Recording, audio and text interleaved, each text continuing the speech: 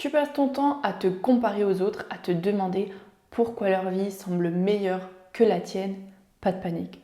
Tu n'es pas seul, on est beaucoup à se comparer et c'est pourquoi j'ai décidé de faire cette vidéo dans laquelle je vais te partager pourquoi on se compare, pourquoi ça existe et ce phénomène est-il normal, totalement normal et vécu par tout le monde, et puis surtout comment te débarrasser de la comparaison. Si tu ne me connais pas encore, je suis Valentine, coach confiance, alignement, épanouissement. Mon but est de t'aider à venir construire une vie qui te ressemble vraiment, sans pression, sans comparaison, avec confiance et audace. Je t'invite tout de suite à t'abonner à la chaîne si ce n'est pas encore fait, à pouvoir liker cette vidéo et puis tu me diras dans les commentaires ce que tu en as pensé et même quelle autre vidéo, quels autres sujets tu as envie que j'aborde. Ce qu'il faut savoir tout de suite avec la comparaison aux autres, c'est que c'est tout à fait naturel, c'est même un réflexe humain. C'est un réflexe humain, pourquoi? Parce que nous comparer aux autres nous permet de créer notre cadre de référence. Si je vois que telle personne est blonde, ah bah tiens, ça me fait comprendre que moi je suis brune et que du coup on a une différence entre nous. Ça me permet aussi de me dire, ah tiens, je vois que telle personne ressemble à mon papa, donc peut-être que c'est une personne qui va m'apporter de la sécurité. C'est vraiment comme ça que notre cerveau fonctionne. C'est vraiment, il reconnaît un élément, il va venir le trier dans une boîte. Je vois un animal à quatre pattes avec une queue et des poils qui passent, je le range dans ma boîte, possiblement un chien, un chat, un cheval, un animal à quatre pattes. C'est vraiment comme ça qu'on fonctionne. Et c'est le fait de venir comparer, si je reprends mon exemple des animaux, un chien et un cheval, je les compare, je me rends compte qu'ils ne sont pas pareils, qu'ils sont différents, et ça me permet de dire que ceci est un chien, ceci est un cheval, et de ne pas les inverser. Donc la comparaison, c'est quelque chose qui nous sert, c'est quelque chose qui nous permet de rendre compte de ce qu'est une chose, ce qu'est une autre. Sauf que quand on se compare de manière abusive, je vais dire ça comme ça, on se dit du coup que lui il a ça et pas moi. Et pourquoi moi je l'ai pas? Et parce que je suis moins bien et peut-être que c'est comme lui ou comme elle que je devrais faire. Et c'est là où du coup notre pensée d'humain vient nous faire des nœuds dans notre cerveau, nous faire ruminer, nous rabaisser, diminuer notre confiance, notre estime et tout le tralala. Donc on passe de ce réflexe totalement normal et qui nous sert dans notre quotidien à cette comparaison abusive qui vient nous drainer. Et en fait, il faut se rendre compte aussi, invitation à observer comment vous avez vécu votre enfance, que depuis qu'on est tout petit, la société nous pousse aussi à nous comparer. Par exemple, à l'école, on va comparer nos notes avec celles du voisin, on va comparer notre écriture avec celle du voisin, même notre manière de colorier avec celle du voisin.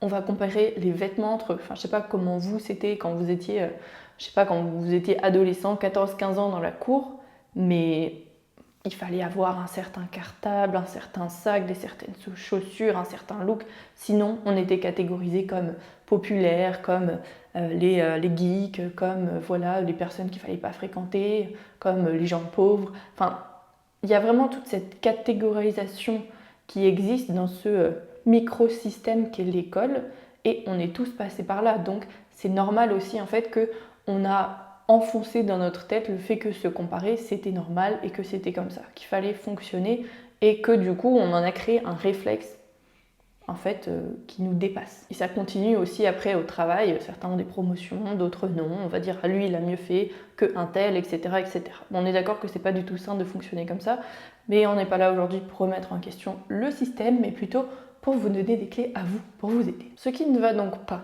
avec la comparaison, bien que ce soit quelque chose de naturel et que tout dans la vie a aussi son opposé, le noir, le blanc, le meilleur, le pire, le jour, la nuit, les hommes, les femmes, le plein, le vide. Enfin bon, je ne vais pas vous faire toute la liste, mais vous avez compris, tout s'oppose et donc tout se compare tout le temps. Le problème quand on se compare de manière excessive, c'est que, comme on l'a dit avant, on diminue notre confiance, on diminue notre estime, on a l'impression que nous, on n'a plus de valeur, qu'on ne vaut rien, qu'on doit ressembler à un tel, et c'est surtout qu'on est tout le temps tourné vers l'extérieur. Tout le temps on regarde ailleurs. Tiens, qu'est-ce qui se passe là-bas par la fenêtre? Ah, et lui, qu'est-ce qu'il est en train de faire? Ah, et ceci. Et maintenant qu'on a en plus notre téléphone, on voit la vie des autres à longueur de temps.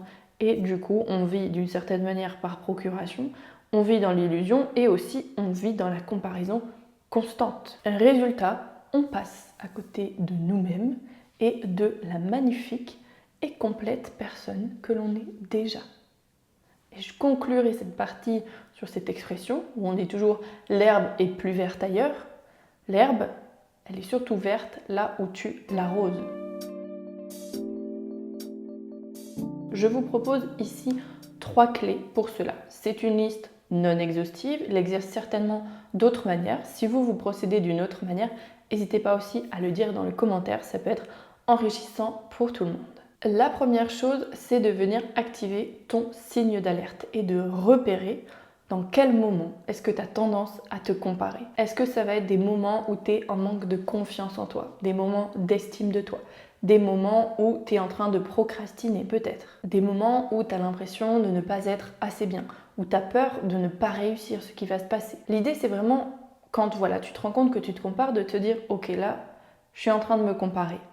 Déjà ça, c'est un premier signal qui demande du temps à mettre en place puisque c'est pas un réflexe normal. Donc pour que ça puisse devenir un réflexe, il va falloir le répéter. Et donc vraiment, invitation numéro 1, quand tu sens que tu es en train de te comparer, pause et observe que oui, je suis en train de me comparer, c'est vrai. Qu'est-ce qui fait que là, je me compare? Et là, tu peux te dire, ok, peut-être que j'ai pas confiance en moi, c'est ça qui me tracasse, je me sens pas bien, j'ai tel type d'émotion.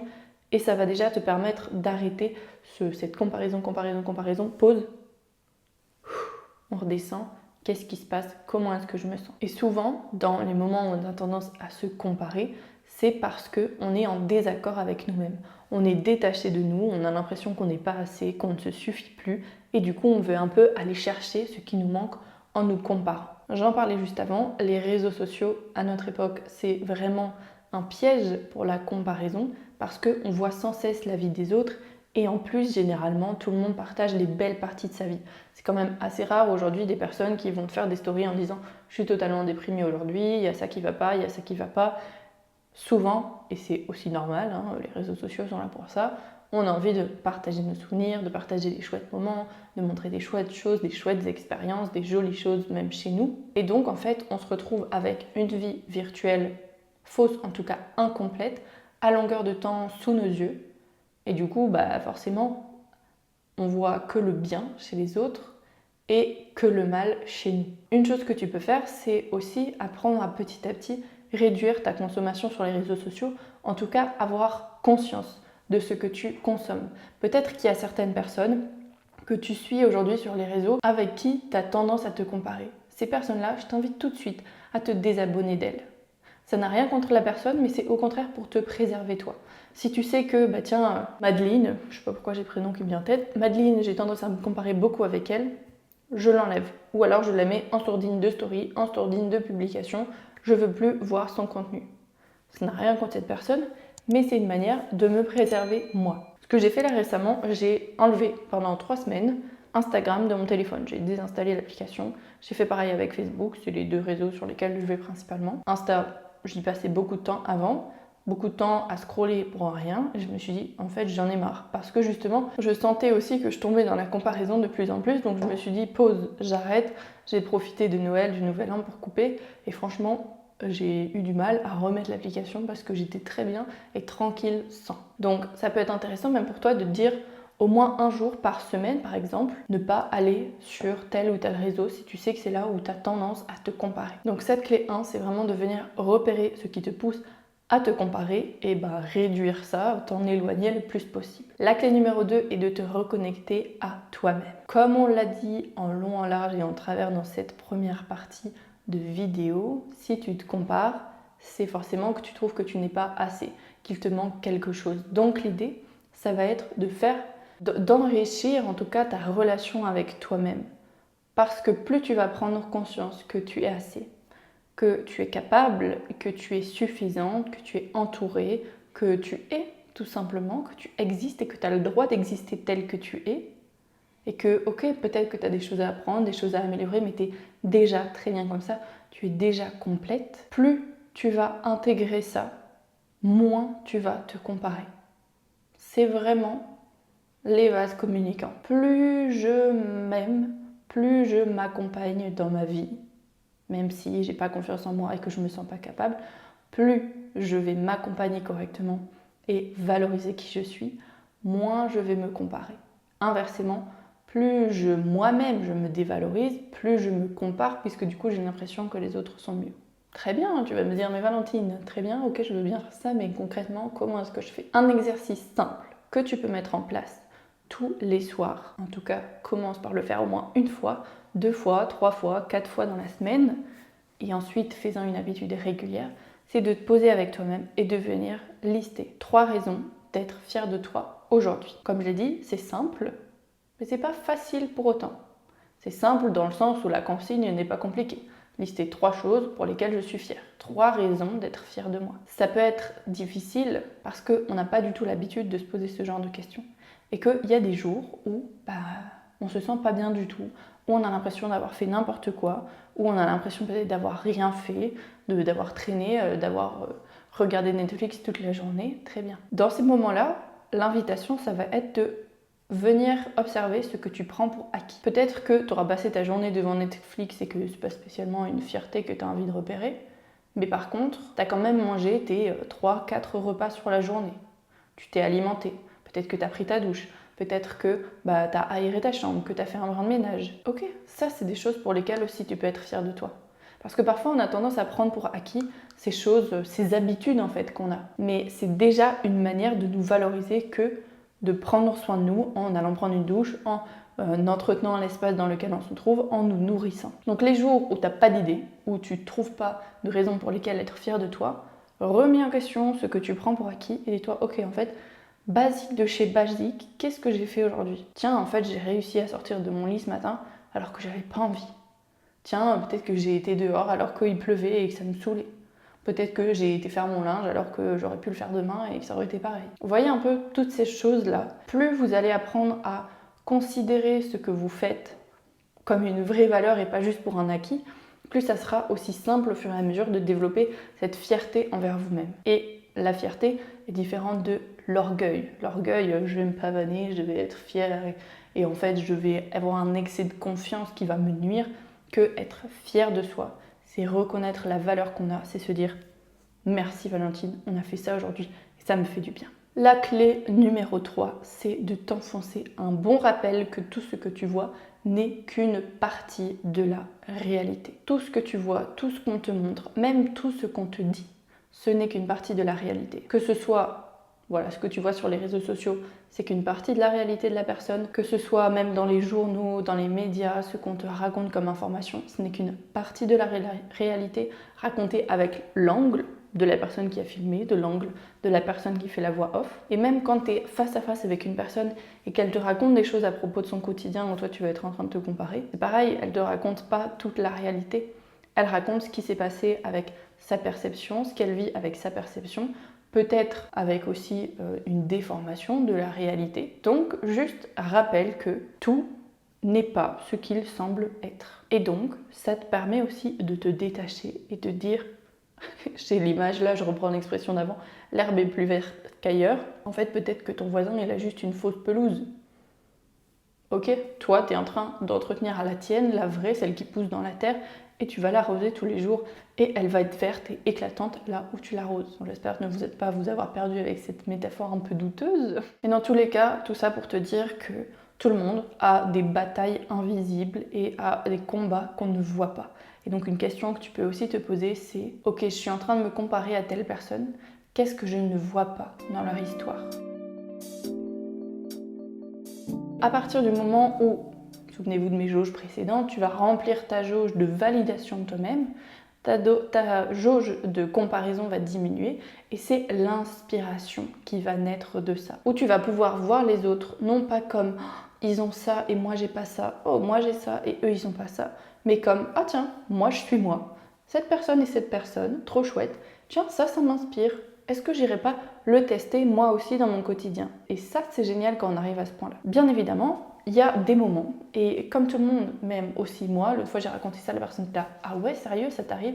Oui, je me compare aussi souvent, je vous l'ai dit juste avant d'ailleurs, même parfois à d'autres aussi créateurs de contenu, quand je regarde des choses sur YouTube ou sur Insta, etc. Et je me dis, moi c'est pas assez bien, qu'est-ce que j'apporte, etc. Et je me dévalorise. Ou alors, ça va aussi parfois dans l'inverse, oh, moi je fais mieux qu'elle, oh, regarde elle ce qu'elle fait, pourquoi ça marche alors que moi je fais ça et que ça a l'air mieux. Ça peut aller dans les deux sens. Tous ces moments-là sont alterner par des moments d'inspiration. Qu'est-ce qui crée ça? Simplement que nous, avec nous-mêmes, notre confiance, notre estime de nous-mêmes, elle n'est pas linéaire, elle fluctue aussi en fonction de comment on se sent, de quel moment on vient de traverser dans notre vie. Et donc c'est tout à fait normal.